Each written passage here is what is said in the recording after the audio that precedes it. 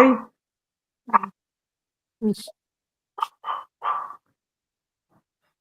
Pai, dá um jeito aqui para parar de latir. Tem uma cachorrinha aqui que não para de latir, não.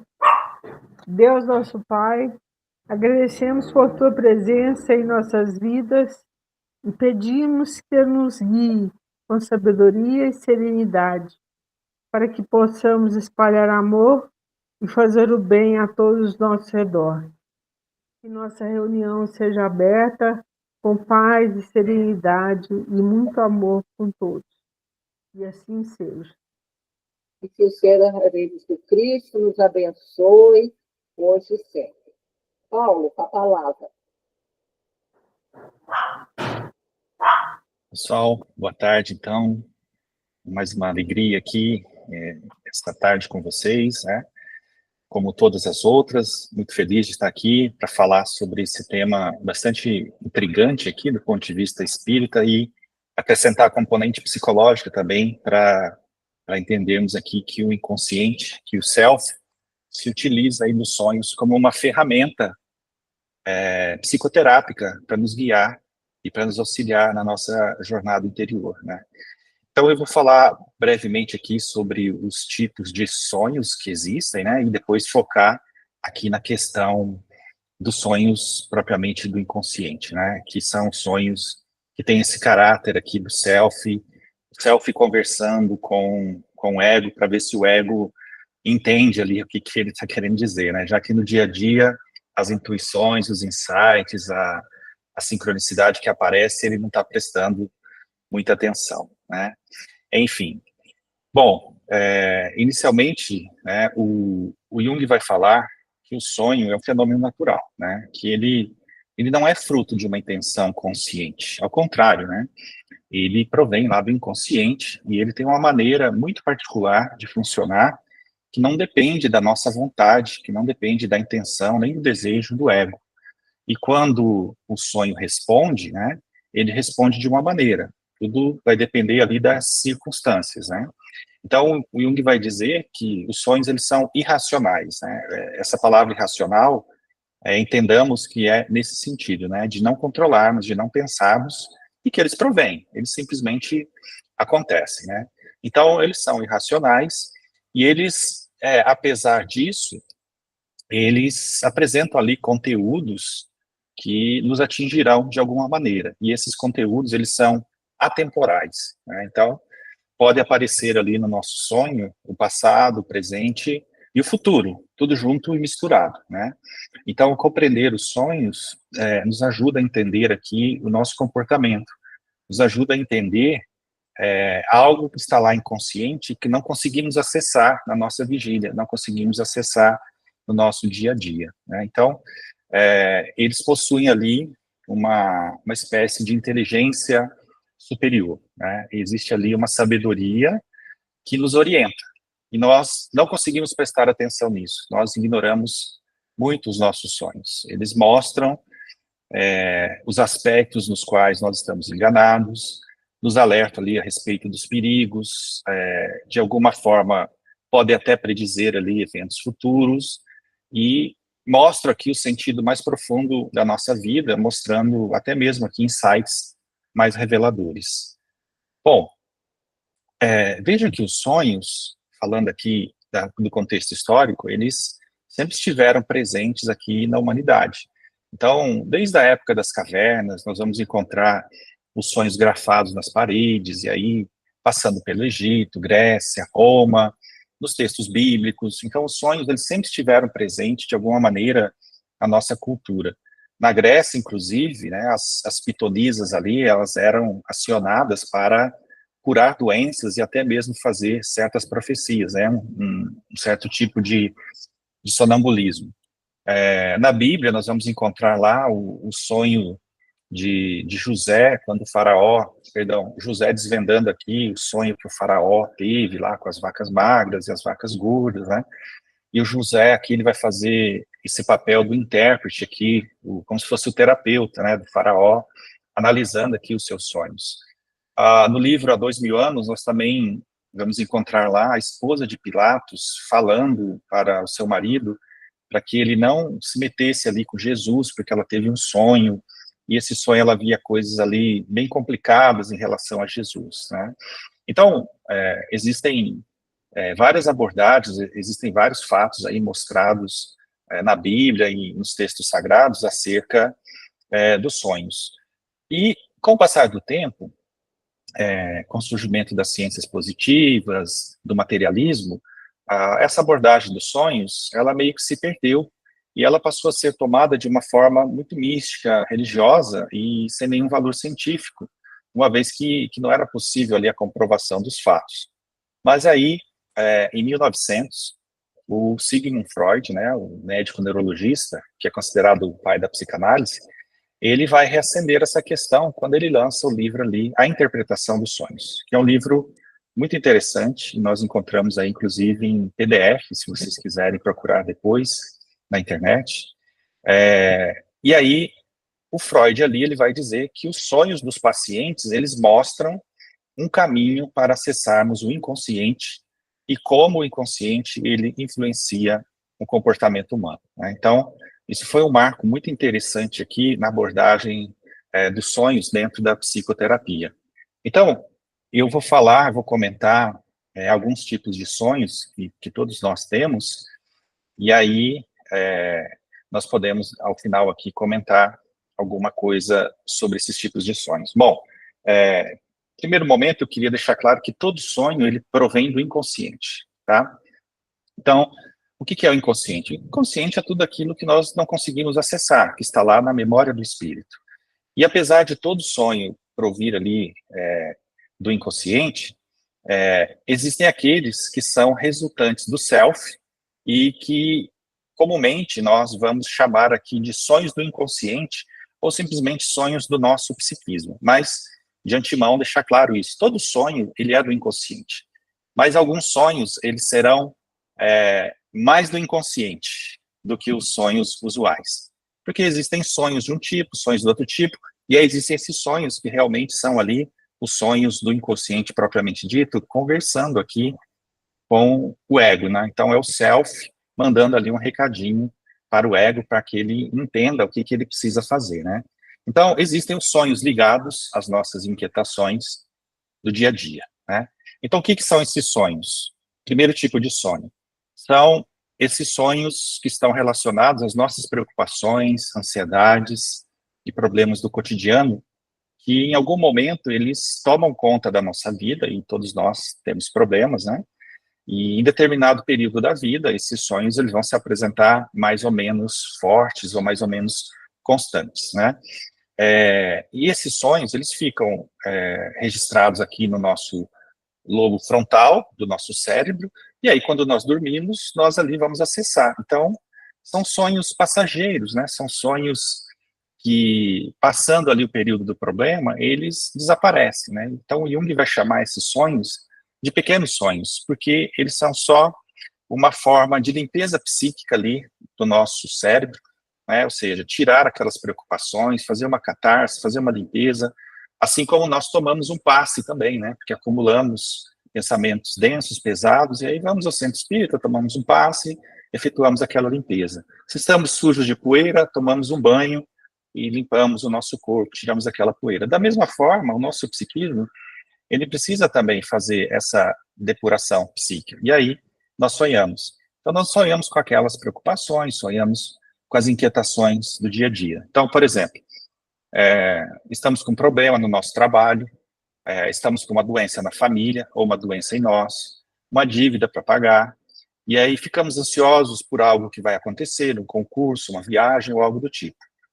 E aí nós sonhamos com aquilo. Então, é natural que nós, olhando para esses sonhos, nós iremos entender, poxa, esse sonho tem a ver com isso, né? E da mesma maneira, dentro desse contexto, existem aqueles sonhos que estão relacionados à fase do pré-sono, né?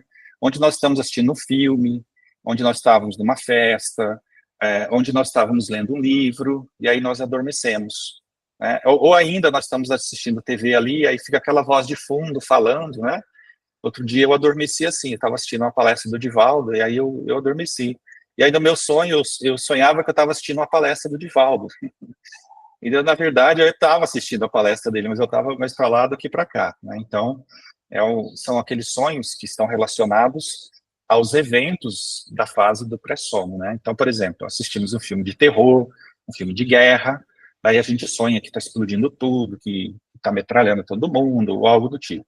Então, são sonhos relacionados a isso, né? Então, essas coisas que acontecem conosco no dia a dia, né?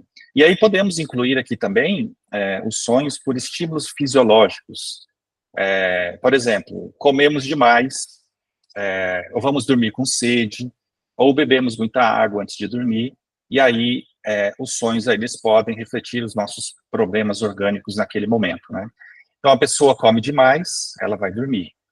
Daí ela não consegue dormir, ela sonha com coisas ruins, começa a ter pesadelo, ela sonha que está com sede, e às vezes ela até sonha que ela está andando no deserto, né? E aí aqui já é a imaginação criativa do indivíduo, né? Porque aí ela acorda, está com o estômago pesado, o espírito não consegue sair do corpo, ele vai e volta, porque precisa ali do espírito para fazer a digestão da região do estômago, desse centro de força, e aí a pessoa tem pesadelo, né? Então, a pessoa sonha que está com vontade de ir ao banheiro, mas ela está mesmo, né? Porque ela bebeu muita água, e aí é o corpo físico que está expressando essa vontade, né? Então, veja que esses tipos de sonhos, eles nada dizem de importante acerca do nosso crescimento espiritual. São resíduos mentais que ficaram ali impregnados na nossa zona mental e que, quando sonhamos, eles acabam ali sendo, de certa forma, colocados para fora, né? Bom, o outro tipo de sonho são aqueles sonhos relacionados à nossa presença no mundo espiritual. Então, esse tipo de sonho está relacionado aos momentos em que, desdobrando do corpo, nós iremos ao mundo espiritual. E aí, as lembranças que tivermos do mundo espiritual ficarão ali no nosso processo como esse sonho, né? E aqui é interessante, porque esse tipo de sonho varia de pessoa para pessoa, porque todos nós, em algum momento, teremos alguma recordação do mundo espiritual, né? Mas não podemos ter sempre essas recordações de estarmos no mundo espiritual, porque isso eventualmente vai prejudicar a nossa vida aqui. Então imagina, o tempo todo você sai do corpo, vai para o mundo espiritual e você quer encontrar o seu pai ou sua mãe que desencarnou. Ora, precisa romper esse cordão umbilical, né? Porque o pai e a mãe lá no mundo espiritual precisam trabalhar, eles precisam estudar, eles precisam fazer as coisas deles, eles precisam se preparar para reencarnar, e a gente vai ficar lá atrapalhando as pessoas. Não faz sentido, né? Então, eventualmente, nós encontramos alguém no mundo espiritual, nós encontramos pessoas, né? E aí nós colocaremos isso, né? E ali na nossa mente, né? Essa recordação, e ficaremos ali lembrando daquilo como uma experiência boa, né? De estarmos presentes ali com aquelas pessoas, né? Enfim, mas esse tipo de sonho, né? Geralmente ele é apagado ali da nossa memória. São sonhos que eventualmente nós iremos nos recordar. Então, veja, o espírito, ele vai ao mundo espiritual, ele tem consciência de estar lá, e quando ele volta para o corpo físico, ele se recorda de tudo, né? Isso aqui é muito comum em espíritos que são médiums. Então, uma pessoa que tem uma mediunidade muito exuberante, uma mediunidade muito bem desenvolvida, né? Esse indivíduo, às vezes, ele sonha, né? E aquele sonho, para ele, nada mais é do que um desdobramento. Ele vai ao mundo espiritual, ele se encontra com espíritos, pode ser um parente, um amigo, um instrutor, né? Pode ser um obsessor também. E aí, quando ele retorna ao corpo físico, ele tem plena consciência de tudo que aconteceu, como se ele tivesse feito uma visita, né, para alguém, né? O Divaldo, por exemplo, ele relata muito desse tipo de sonho que ele tem, né, que são esses sonhos de desdobramento, né, porque, na verdade, todo sonho, ele acaba sendo um desdobramento, né, saímos do corpo. Nós saímos do corpo ali e nós vamos ao mundo espiritual. E aí, a depender da lembrança maior ou menor que nós teremos, né, esse sonho ele vai ter uma característica. Então, a pessoa que se recorda frequentemente desses contatos, né, geralmente, não é uma regra, ela pode ser alguém dotado ali de uma certa mediunidade. Mas existem aqueles sonhos também que são do tipo premonitórios, né? Então, o sonhador, ele entra em contato com eventos futuros, né? Então, Kardec, né, ele conta que existe uma forma interessante de olharmos isso, né? Que é o indivíduo que se coloca em cima de um prédio, né? Então, é como se nesses momentos do nosso desdobramento, né, do nosso sono, lá no mundo espiritual, a dimensão tempo, ela se perde um pouco para a gente, porque enquanto estamos encarnados, nós ficamos presos aqui, altura, largura e comprimento, as 3 dimensões. E o tempo é uma dimensão que não sabemos muito bem como é que ela funciona. Mas quando nós saímos do corpo, o espírito, ele pode ter possibilidade aqui de acessar tanto o passado quanto o futuro, né? E aí basta um estímulo. Então, o futuro ali, ele é uma probabilidade. Então, o Kardec comenta que é como se o espírito se colocasse em cima de um prédio, e aí ele pode olhar para os 2 lados. Então, se ele olha para cá, ele vê um evento acontecendo, se ele olha para o outro lado, ele vê outro evento acontecendo, e se aqueles 2 eventos continuarem acontecendo daquela maneira, eles vão se encontrar aqui na frente de uma maneira. Então, são os sonhos premonitórios, né? E algumas pessoas também dotadas de mediunidade, elas conseguem ter, né? Não são todas as pessoas que têm esse tipo de sonho, né? Então, veja, existem sonhos que o indivíduo pode acessar o passado também, que estão relacionados ao mesmo processo, né? E o mesmo processo é esse, né? De estarmos em contato com outra dimensão, e o espírito ali, de alguma maneira, ele vai reviver cenas ocorridas em outras encarnações, né? Podem ser cenas muito truncadas ou muito objetivas, né? E também podem ter uma relação entre a existência atual, aquilo que está ocorrendo na vida da pessoa, e aquilo que aconteceu lá no passado. Nós temos um exemplo muito interessante disso lá no livro Há 2000 anos, quando o senador Públio Lentulus, que é o Emmanuel, né, a reencarnação de Emmanuel, ele está tendo um dilema ali, né, como senador e tal, e ele começa a sonhar com o bisavô dele, né, que também se chamava Públio Lentulus Sura. Só que ele começa a se recordar, a ter esses sonhos com seu bisavô, mas como se fosse ele, porque na verdade era ele mesmo, né? Então, há 2, 3 reencarnações anteriores, né, o Emmanuel, ele era o bisavô dele, né? Isso é bem interessante. Então, ele teve uma reencarnação onde ele era um revolucionário, onde ele fazia coisas terríveis, né? E ele se recorda nesses sonhos que ele começa a ter, que ele está diante de um tribunal de vários juízes, amparado ali pela sua esposa, a Lívia, e ele vai reencarnar.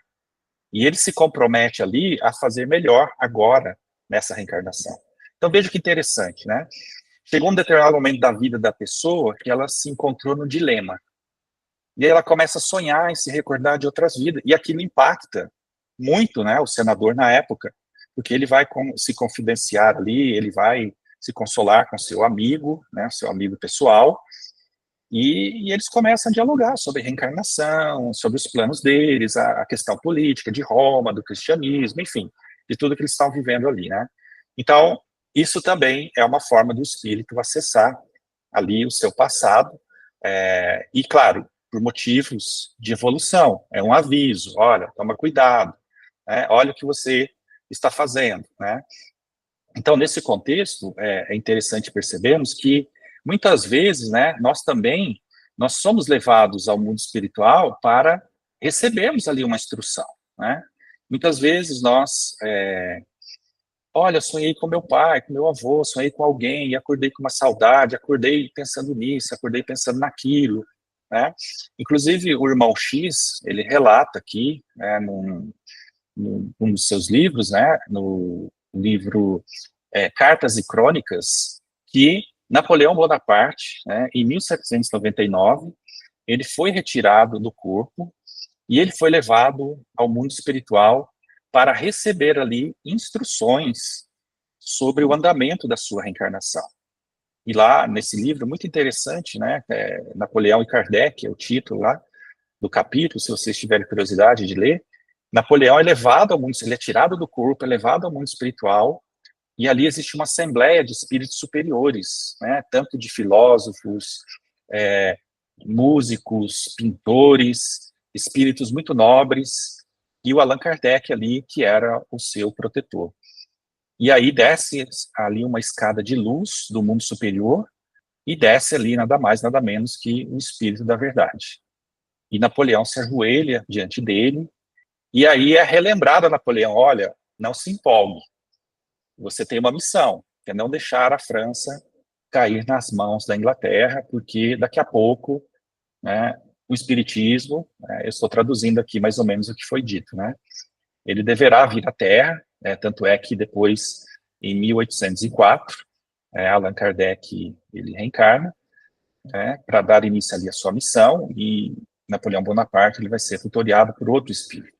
Então veja que interessante, Napoleão naquele momento ele se emociona, ele chora na presença do Espírito da Verdade, ele se recorda ali dos seus compromissos espirituais, mas quando ele volta para o corpo físico, ele se esquece de tudo aquilo novamente. Fica aquela lembrança, fica aquela coisa, eu tive um sonho esquisito, algo do tipo, assim como Emmanuel no livro Há 2000 Anos. Ele sonha tudo aquilo, mas ele não consegue colocar em prática, né? E aí, claro, depois a espiritualidade superior vai exilar Napoleão Bonaparte para que pudesse se cumprir ali a vontade de Deus, né? Então, Kardec vai tratar dessa questão dos sonhos lá no capítulo 8, do Livro dos Espíritos, nas questões 400 a 412. E aqui eu sempre gosto de fazer essa reflexão, né?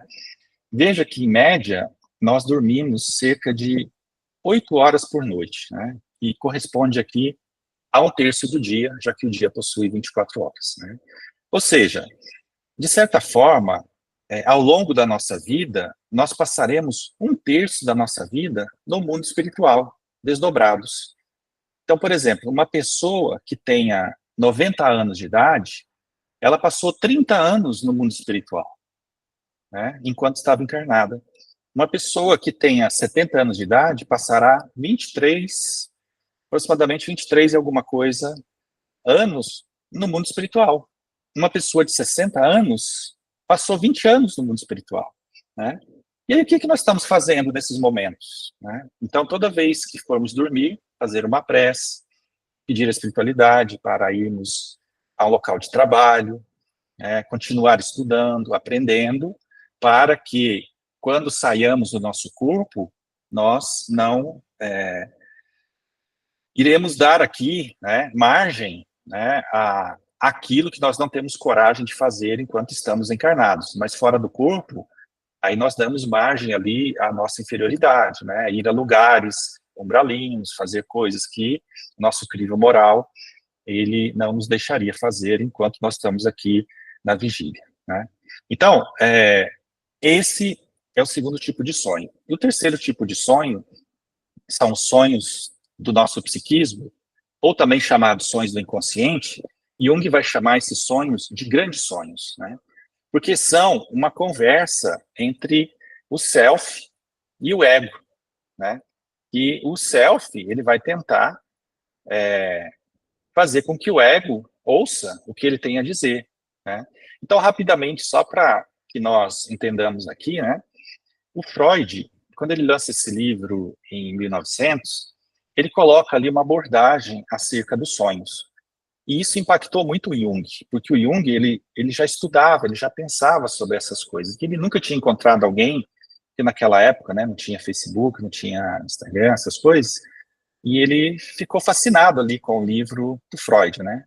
Mas o Freud, ele considerava o sonho como uma manifestação de um desejo proibido, o que é reprimido e é jogado no inconsciente. Então, na visão da psicanálise freudiana, o sonho, ele carrega em si a intenção de esconder o seu conteúdo real. Então, de forma bem simples, o Freud dizia assim: os sonhos manifestam conteúdos reprimidos. Aí vem o Jung e começa a estudar isso, acha muito interessante, tal, começa a ver que os sonhos são um caminho para acessar o inconsciente, mas ele discorda do Freud nesse ponto. Então, ele vai dizer assim, olha, pode até ser que os sonhos, eles deixem ali alguns conteúdos reprimidos e tal, mas não é só isso. Tem mais coisa aqui. Então, o Jung vai dizer que o sonho, ele manifesta a nossa realidade interior. eles trazem conteúdos da vida do sonhador, representam a realidade interna da nossa psique do jeito que ela é, e não do jeito que a gente gostaria, né? E o Jung vai dizer, então, o sonho, ele não tem uma função enganadora, ele tem uma função reveladora. Então, para o Jung, é um fenômeno imaginativo, porque é um produto de atividade de imaginação que está lá, e é como se o inconsciente ele nos contasse uma história por meio de imagens, de símbolos, para ilustrar o que ele quer nos dizer, né? Então, ele vai dizer que os sonhos aqui são uma maneira de comunicação do inconsciente com o consciente, do self com o ego, né? Então, ele tem uma função compensadora, né? Aquilo que precisa ser olhado e trabalhado acaba se manifestando ali de forma onírica, né? Ou seja, por meio do sonho. Quando nós estamos fazendo terapia, os sonhos, eles podem ser muito úteis nas compreensões das mensagens que o nosso inconsciente nos envia e nos auxiliar aqui do nosso processo, no nosso processo de autoconhecimento e no processo de individuação, né? Tanto é que é comum que muitas pessoas, quando começam a fazer terapia, elas começam a sonhar mais, elas começam a se recordar mais dos sonhos, né? E os sonhos ali, quando a gente vai analisar os sonhos, e é interessante que às vezes a pessoa começa a terapia contando o sonho, né? Porque às vezes a pessoa começa a falar, olha, aconteceu isso, isso, tal, eu tive um sonho. E aí pode ser que o terapeuta, ele mas é porque aconteceu isso, né? Então, às vezes é melhor a pessoa começar contando o sonho e o terapeuta fazer a interpretação e depois a pessoa falar, tem razão, essa semana aconteceu isso, isso, isso. Porque o inconsciente, ele vai dando dicas, né? Ele vai mostrando qual caminho nós temos que seguir. Então, o Jung vai dizer isso, né? Que o sonho, ele tem essa função de regular o nosso psiquismo. Então, tudo aquilo que aparece no sonho, eles começam agora a ter um significado para nós que antes nós ignorávamos, né? E nós começamos a chegar a conclusões que nós não conseguíamos antes. E nós começamos a ter insights, né, por meio dos sonhos, que muitas vezes na vigília, né, por termos uma vida muito corrida, muito trabalho, é filho dando problema, é marido dando problema, é esposa dando problema, é conta para pagar, boleto para lá, então sei o quê. A vida é uma loucura, né? Então a gente às vezes não presta atenção naquilo que nos chega como uma forma de convite para a nossa reflexão e para o nosso crescimento. Daí vem o sonho, né? Mas aí nós precisamos distinguir se aquele sonho é um sonho de ansiedade, é um sonho dos problemas do dia a dia, é uma presença no mundo espiritual que estamos recordando, que também pode ser útil, claro, né? Como aconteceu com Emmanuel, como aconteceu com Napoleão e provavelmente aconteceu já com muitos de nós, ou se é essa conversa aqui do self com o ego, né? Como é que a gente distingue isso? Isso não é fácil, realmente, distinguir. Mas aqui vai uma dica, né? Os sonhos, propriamente ditos, do self para com o ego, do inconsciente, eles são cheios de símbolos, né? Eles não têm muito diálogo. Eles são assim, acontece um negócio, de repente já muda para outra coisa e já... Então, e eles têm muitos símbolos ali que falam da nossa realidade emocional. Geralmente é água, fogo, muito medo, né? Então, dirigindo um carro, andando numa rua escura, que estamos nus, né? Que estamos usando um banheiro sujo, enfim. Existem muitas nuances aqui, características de um sonho do self para com o ego. Então, são muitas imagens, são muitos símbolos, ao passo que as preocupações do dia a dia são aquilo que nós já sabemos. Sonhamos que estamos perdendo o emprego, né, e porque estamos com problema no nosso trabalho, e aí a gente pode sonhar, porque é o medo de realmente perder o nosso emprego. Ou nos recordamos que encontramos um ente querido do mundo espiritual, e foi muito boa aquela presença, ou algo do tipo. Então, por mais difícil que seja fazer essa distinção, a gente consegue fazer, né? Precisa olhar o sonho, precisa olhar, precisa fazer esse diagnóstico, para que aí a pouco e pouco a gente consiga desmembrar, né? Então, por isso que o Jung vai dizer, vamos prestar atenção aos nossos sonhos, porque eles falam da nossa realidade. Então, eles nos ajudam, né, a olhar a nossa realidade.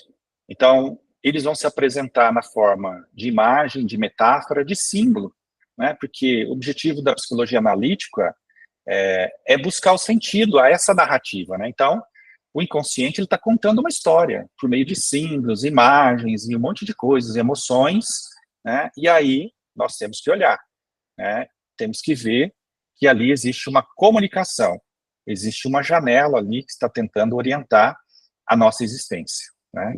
Então, veja, o Jung ele se deparou aqui com um problema no meio do caminho, né?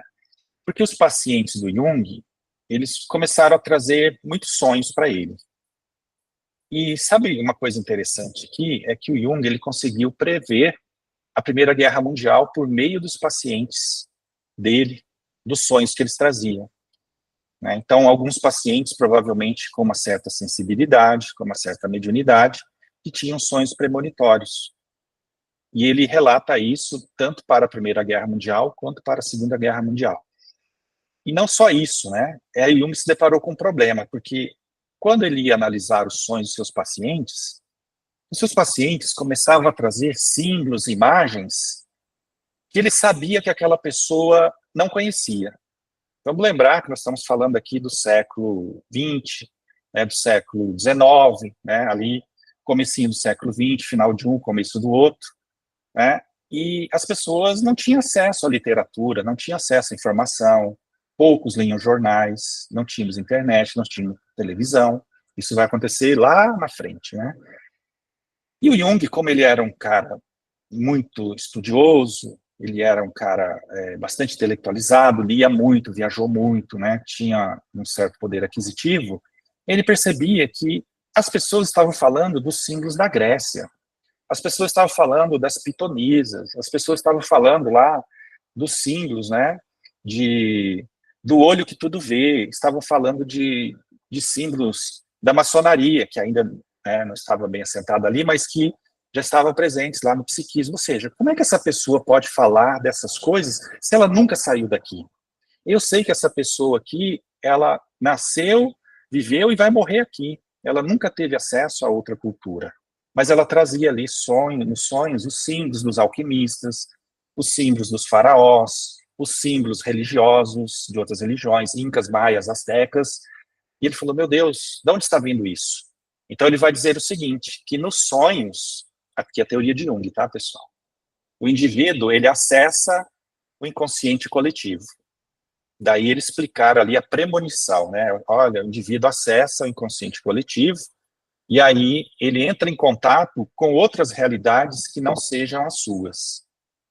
Do ponto de vista espírita, isso não faz sentido para nós, né? Porque do ponto de vista espírita, fica claro que o indivíduo ele vai sonhar com a sua história psíquica, ou seja, por conta da reencarnação.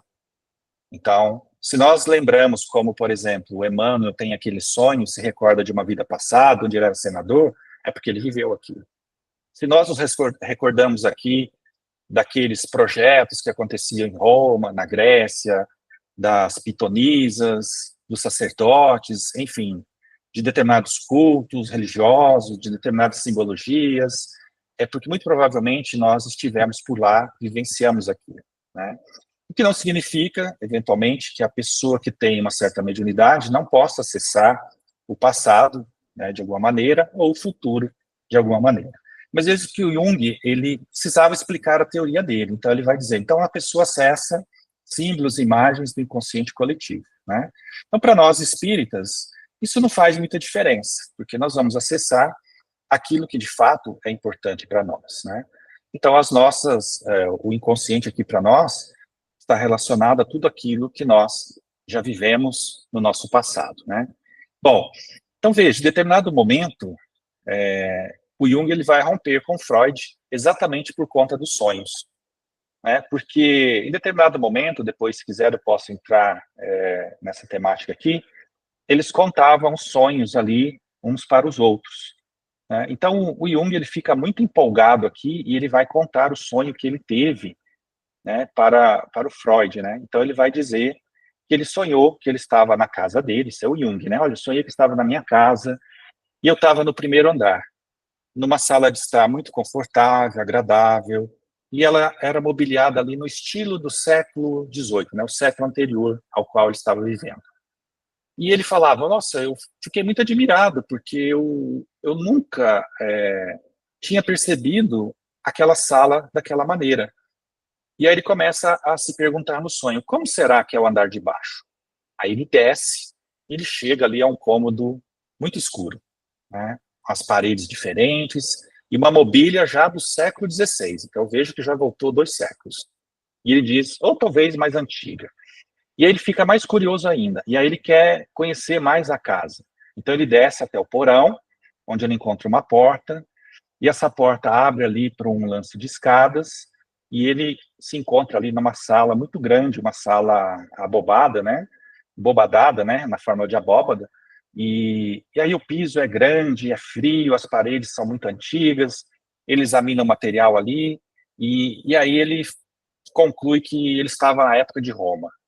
Então ele fica bastante agitado, e aí num canto ele vê uma laje com uma argola de ferro, ele puxa a argola, ele desce outro lance de escadas, que vai a uma gruta, e lá existe uma espécie de cemitério, e existem ali 2 caveiras, né? E aí ele acorda. Então ele conta esse sonho aqui, Freud, todo empolgado, né? Porque esse sonho aqui estava falando da realidade psíquica dele, né? Sonhando com ele mesmo, fazendo descobertas, né? Essa casa que ele fala é a casa mental, o seu psiquismo, e cada lance de escadas que ele desce, ele está aprofundando aqui na sua psique, indo ao encontro da sua sombra, das suas dificuldades, etc, etc, né? Mas o Freud não dá muita bola para ele, né? Então o Freud faz uma análise ali meio superficial, né? E aí o Jung, para não desagradar o mestre, né, ali, que ele chamava de mestre, mas que eles eram colaboradores, na verdade, né? Ele aceita, né? Ele aquece, ele fica ali tranquilo. Mas aí o Freud vai comentar do sonho dele, né? E então o Jung fala assim, não, mas me conta seu sonho, eu já contei o meu e tal, conto os meus sonhos para você. E aí o Freud fala, bom, eu não posso te contar o meu sonho, né, sob pena de arriscar a minha autoridade. E aqui o Jung ficou muito bolado, né? E os espíritos superiores, né, eles são superiores, mas eles também têm o melindre. Eles também têm orgulho deles, né? E o Jung ficou muito chateado com isso, porque ele via no Freud um amigo, né? Tanto é que, quando eles se encontraram a primeira vez, eles ficaram por mais de 14 horas conversando, porque eles tinham muitas coisas em comum. Era uma admiração muito grande de um para com o outro. O Freud parece que tinha encontrado o filho que ele nunca teve. E o Jung encontrou o companheiro que ele desejava para suas reflexões, né? Aquele indivíduo mais experiente, porque aqui o Freud tinha aproximadamente 18 anos a mais que o Jung, e aí eles romperam. Então o Jung percebeu que a teoria que ele estava cunhando sobre os complexos, sobre os sonhos, já não tinha mais a ver com aquilo que o Freud pensava, né? Tanto é que, muito tempo depois, em 1961, né, na sua autobiografia, o Jung vai dizer isso, né? Essa frase, eu não posso arriscar a minha autoridade, que o Freud falou, foi ali o fim iminente das relações deles, né? Então, o que o Jung fez? Ele foi lá e bloqueou o Freud no Instagram, no WhatsApp e no Facebook. Não falo mais com essa pessoa. Né? E isso custou muito caro para o Jung, porque o Freud, ele era muito influente à sua época. Então, existia uma sociedade. E o Jung, ele foi praticamente exilado, né, por todos aqueles que eram amigos do Freud, que, de alguma forma ali não aceitavam o Jung com as suas ideias, com os seus pensamentos. Então o Jung, ele ficou muito triste, assim como o Freud também, por conta dessa ruptura, mas o Jung não se deu por vencido. E talvez aqui, né, esteja essa questão de que o Jung, ele já estava ali meio que cancelado no meio científico. E se ele desse imagem às teorias reencarnacionistas, às coisas do espiritismo? Aí talvez fosse o cancelamento definitivo da sua carreira, né? Então penso eu que, de alguma maneira, talvez ele não quisesse arriscar muito e continuou ali nos seus estudos, né? E continuou ali e escreveu 2 grandes artigos sobre os sonhos, aspectos gerais da psicologia do sonho e da essência dos sonhos. E ele começa a colocar aqui a sua visão sobre os sonhos, né? Então ele vai dizer que o sonho é um produto psíquico, né? E como um produto psíquico aqui, a Marie-Louise von Franz, que era uma pessoa que era muito próxima ao Jung, vai dizer que, no primeiro momento, os sonhos, eles eram considerados, né, o caminho para chegar ao inconsciente. Isso foi o Freud quem falou. Mas o Jung agora, ele aliava aos sonhos a teoria dos complexos. Então, por meio dos sonhos e por meio da teoria dos complexos, podia-se chegar aqui muito facilmente ao inconsciente. Então, ele vai dizer isso, que os sonhos, eles vão aparecer ali para nós como mensagens, como bilhetes, como pequenas histórias que o Self vai nos mandar para que nós possamos olhar a nossa vida e perceber o que nós podemos fazer para corrigir, mais para lá, mais para cá. Então, eles podem aparecer como metáforas, né, como alegorias, podem ter uma intensidade emocional muito grande, né, podem ter ali luzes, cores, podem ter objetos, né, existe aqui o uso de exageros muito grande, como pessoas, imagens e objetos comuns, às vezes assustadores, ou às vezes muito atraentes, né? Pode aparecer situações muito vexatórias para o indivíduo, como, por exemplo, ele se ver ali nos sonhos sem roupa, ele se ver ali fazendo o número 1 ou o número 2 no banheiro, no meio de um monte de pessoas, ele se vê constrangido diante de uma situação, e ele não controla aquela situação. Isso é interessante porque, muitas vezes, quando o indivíduo está sonhando, no próprio sonho, ele já olha e fala, isso aqui deve ser um sonho, né? Porque não é possível que isso aqui esteja acontecendo, né? Então, quando nós temos um certo grau de consciência, nós conseguimos olhar dessa maneira, né?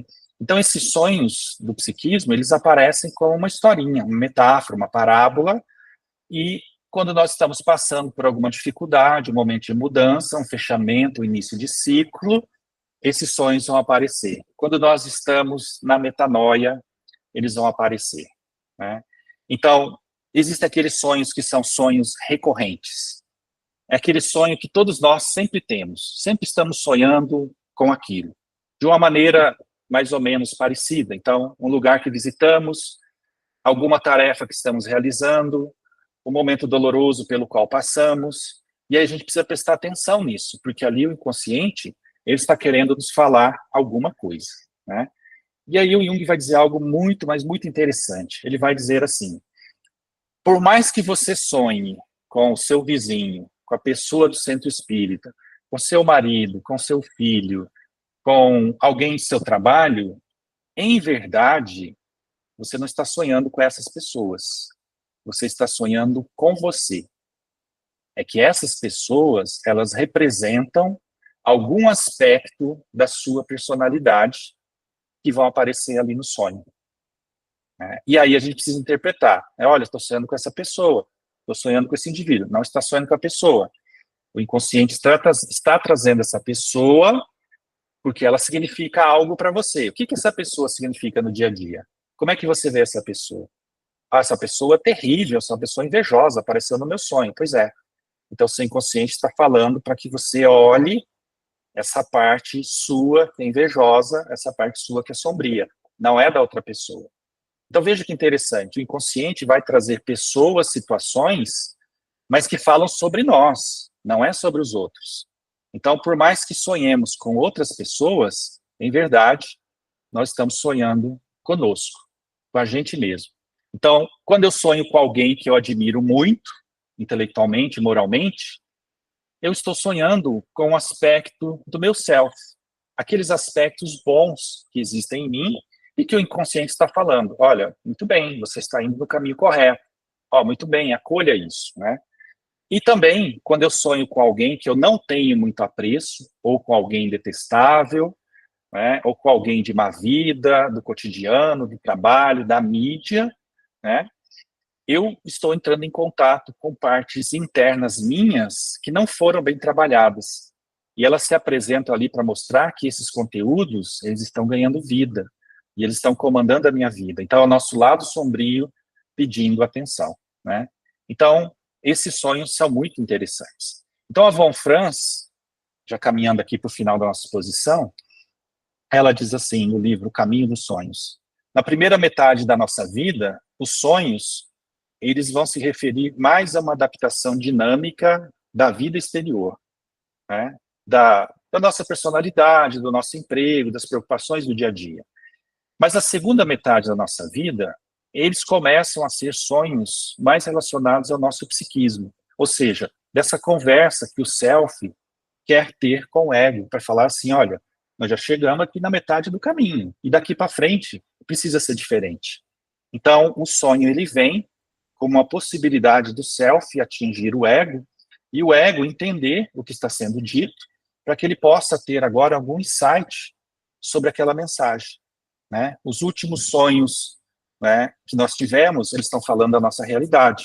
Então, a Von Franz vai dizer isso, né, que os sonhos são esses bilhetes, essas cartas que o self nos escreve toda noite, dizendo para a gente um pouquinho para lá, um pouquinho para cá, faz isso, cuidado com isso, olha aqui, você está indo bem, né, continue, porque há um padrão, e há um padrão de repetição, né. Mas vejam, não existe uma tabela para consultar os sonhos, né, então, sonhar com isso, aquilo, significa o que exatamente, né?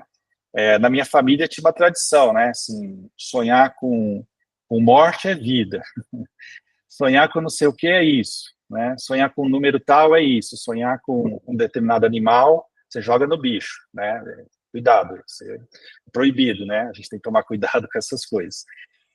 Mas não é isso, né, o sonho aqui do nosso psiquismo, do nosso inconsciente, ele tem um significado, e esse significado, ele é interessante para cada um de nós, ou seja, por exemplo, para a Helena, sonhar com cruz pode ser morte, mas para o Paulo, sonhar com cruz pode ser vida. Então, cada um vai sonhar com um símbolo que lhe diga alguma coisa, né? Então, a pessoa sonhou com água, e geralmente a água, ela tem, né, um símbolo mais ou menos que coletivo. Existem elementos que são muito particulares para os indivíduos, então nós temos que analisar o sonhador, né? Olha, eu sonhei com uma prima minha, sonhei com a minha mãe, sonhei que eu morava na casa, sonhei que eu estava na minha casa, da minha infância, ou algo do tipo. E aí, a gente vai desvendando ali o que aquilo significa, né? Bom, para a gente finalizar, né, conta-se que certa vez uma mulher, ela se levanta pela manhã, ela acorda, olha para o marido e diz assim, meu bem, eu tive um sonho maravilhoso. Eu sonhei que você me deu um colar de diamantes no meu aniversário. O que será que isso quer dizer? E o marido olhou para ela e disse assim, você vai saber no dia do seu aniversário. A esposa, então tá bom. Chegou o dia do aniversário, né? E o marido entra em casa com um pacote, e a mulher fica toda animada, com as mãos trêmulas ali, rasga nervosamente aquele embrulho, abre a caixa e encontra um livro intitulado O Significado dos Sonhos. Tadinha, ficou frustrada, achou que ia ganhar ali um colar de diamantes, mas ganhou um livro sobre interpretação dos sonhos, né? Veja que não há uma regra para desvendar os sonhos. Então, vou falar mais 3 minutos apenas, dando aqui a entender algumas coisas que nós podemos aceitar como elementos recorrentes dos sonhos, né? Isso está lá no núcleo de sonhos da Sociedade Brasileira de Psicologia Analítica, porque existem alguns elementos que nos falam da nossa realidade. Então, por exemplo, sonhar que estamos sem roupas, né? Com nudez. Em lugar público, pode representar a maneira com a qual nós estamos nos colocando no mundo. É possível que nós estejamos nos sentindo inadequados, inseguros, desprotegidos, diante de alguma situação nova, né? Uma mudança no trabalho, um desafio novo que se apresenta, daí o constrangimento, muitas vezes, de achar que nós não estamos à altura daquilo, né? E vamos analisar o contexto, né?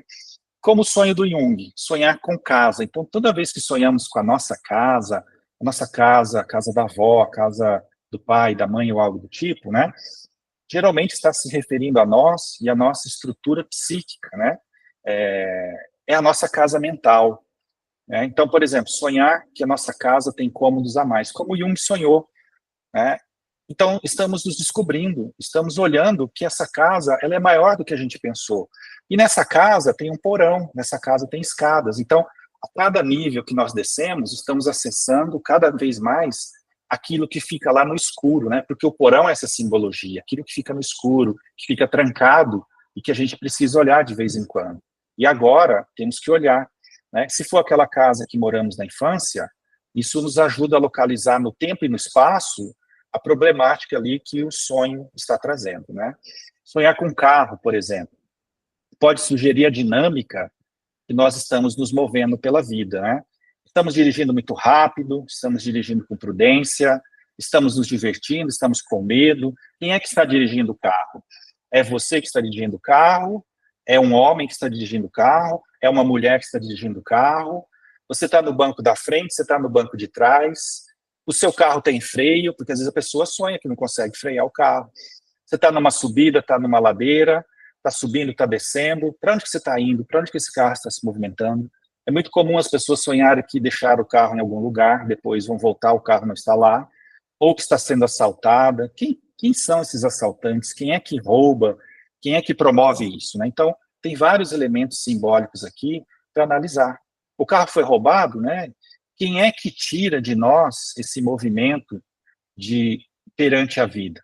Pode ser que o ego esteja no controle, né, querendo assumir a função do self, né? Sonhar com dentes, né? Diz o ditado popular que dente caindo significa morte de parente, né? Quem dera se fosse verdade, né? Que aí poderíamos prever alguma coisa, né? Mas o dente aqui, nem sempre o símbolo, né, ele vai se relacionar à perda concreta, mas sim a uma perda de energia, a falta de potencial do indivíduo perante a vida, né? Como é que os dentes são usados para nutrir o corpo? É bom questionar como é que você está alimentando a sua vida, né? Como é que você está se nutrindo afetivamente, né? Tem o sonho que geralmente as pessoas têm, que estão fazendo uma prova. Esse é um sonho muito típico de perfeccionistas, né? E que ele não estudou para aquela prova, ou que o indivíduo está fazendo novamente uma faculdade, aí ele fala, mas eu já fiz faculdade, por que eu estou aqui de novo, né? Ou que ele está tendo aula com alguém que ele não gosta, né? Alguma pessoa desagradável do seu trabalho, está lhe dando uma prova, aplicando uma prova para ele, né? Sonhar com água, né? A água está muito relacionada com a maneira como as emoções se manifestam, né? A água é limpa, é água de chuva, é água de rio, é uma piscina, é uma água suja, é uma água parada, é uma onda. Como é que isso se apresenta no sonho, né? Então vejam que são todas questões aqui relacionadas ao sonhador, né? E nesse livro da Von Franz, ela conta ali determinados episódios de pacientes que ela atendeu, que vão relatando os sonhos que elas têm, e esse sonho ele vai se modificando ao longo da vida. E analisando o sonho ali, eles vão percebendo, né, dentro da análise, que o indivíduo entendeu, né, o que significa aquele sonho. Era o inconsciente falando, olha, você está presa nisso. Olha, você está presa, agora você está conseguindo soltar. Olha, aqui você já conseguiu se libertar totalmente, né? Bom, vou deixar aqui como sugestão de leitura, né, um livro espírita do Adenauer Novaes, que se chama Sonhos, Mensagens da Alma, e o livro da Marie-Louise von Franz, O Caminho dos Sonhos, né, que é um livro, eu acho que bem interessante para quem se interessar por essa temática aí dos sonhos. Então, eu encerro por aqui. Priscila, obrigado, né, estou à disposição aí para perguntas ou comentários. Muito obrigado. Eu te agradeço, e em nome, acho que de todo mundo. Alguém quer fazer alguma pergunta?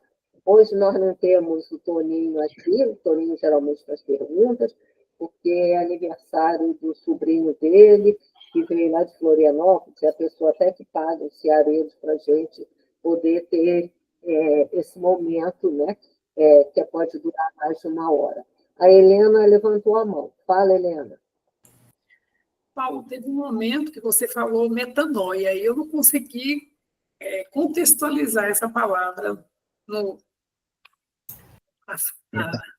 Eu também, a minha pergunta, Helena, é igual a sua. Sempre aparece essa palavra e eu fico em dúvida. Tá. Bom, a metanoia, né, é uma transformação, né? Vejo que o Jung vai usar essa palavra metanoia quando ele diz assim, é a crise da meia-idade, né? Então, é uma transformação que todos nós iremos sofrer, porque ele vai dizer assim, na primeira fase da nossa vida, nós estamos construindo a nossa vida egoicamente, né? Por isso que ele vai dizer, quem olha para fora sonha. Então, que é a primeira fase da nossa vida, que vai até os 40 anos de idade, mais ou menos, né? Então, a gente vai estudar, vai trabalhar, vai construir família, etc e tal. Então, aí eu sou professor, eu sou doutor, eu sou não sei o quê, etc e tal, né? Aí, de repente, nós somos pegos numa apatia, numa angústia, numa crise existencial. Na doutrina espírita, nós usamos muito isso, né? Não vai por amor, vai pela dor. Então, é aquele momento onde a pessoa ela vai buscar uma espiritualidade, né? Ela vai buscar algo diferente, ou às vezes vai buscar uma terapia. Então, o Jung vai dizer que essa fase é a metanoia. E ela chega para todo mundo, né? Alguns mais, outros menos. Ali ele vai colocar a idade perto de 40. Mas eu tenho encontrado pessoas que, por volta dos 28, 30 anos, já estão na metanoia, né? Porque isso é muito relativo a cada um. A pessoa entrou em crise existencial.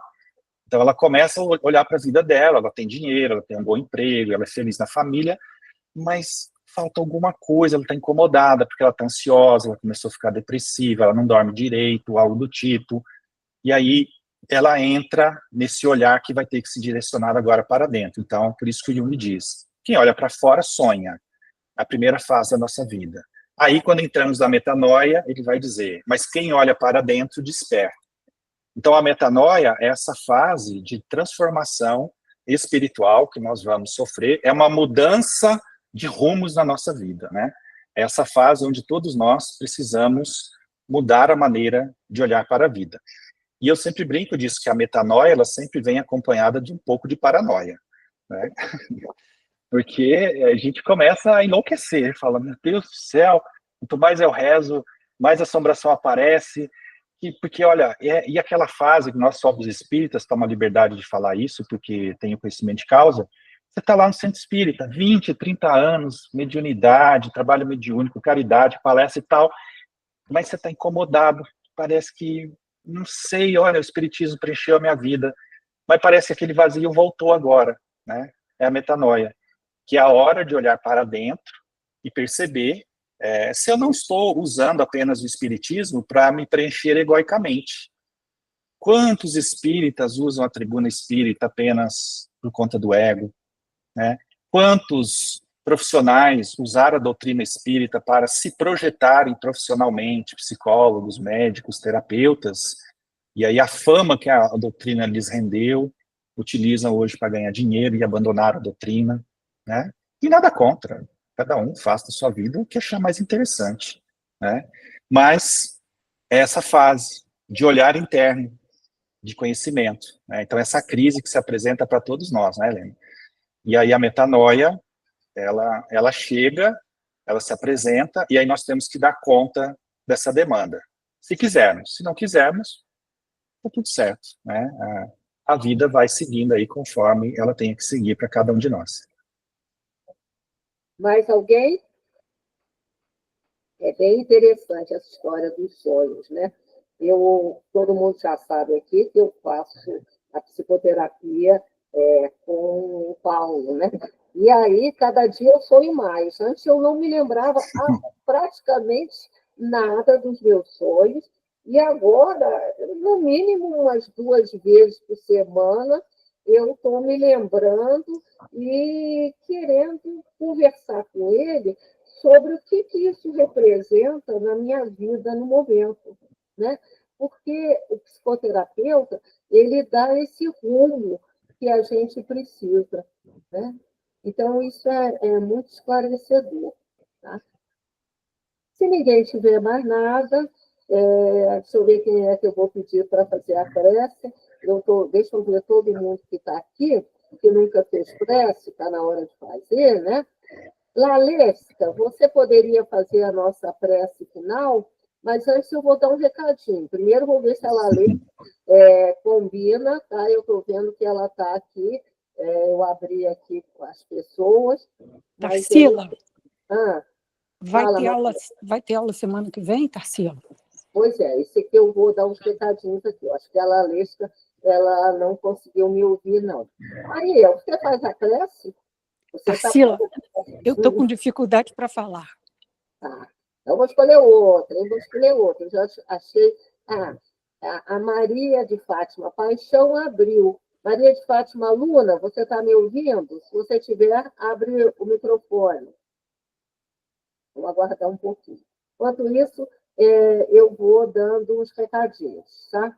É o seguinte, semana que vem é dia 2 de novembro, né? Dia 2 de novembro é dia de finados aqui no Brasil, então a gente não tem condição de fazer nada, porque tem muita gente que gosta de ir a cemitério, essas coisas todas, então não tem jeito, né? E agora faltam 3 encontros para a gente. O Paulo hoje é o 12º, tá? Então, os 3 ficaram comigo. Eu só penso, eu vou colocar assim, não me abandonem, tá? Não deixem de ver a live no dia 9, depois vem dia 16, depois do dia 15, muita gente viaja. A gente sabe que depois a pessoa vai me cobrar daqui a 10 dias, cadê a live do dia tal? Entendeu? Aí dá uma confusão na minha cabeça também grande. Então, dia 16 nós não vamos ter. Depois nós vamos ter dia 23 e no dia 30.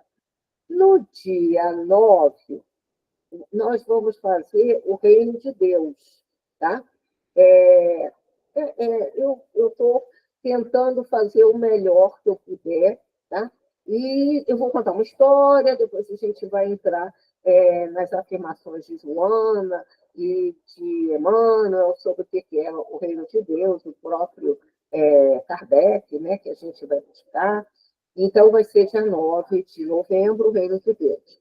Depois, no dia 23, a gente vai fazer uma revisão dos conceitos.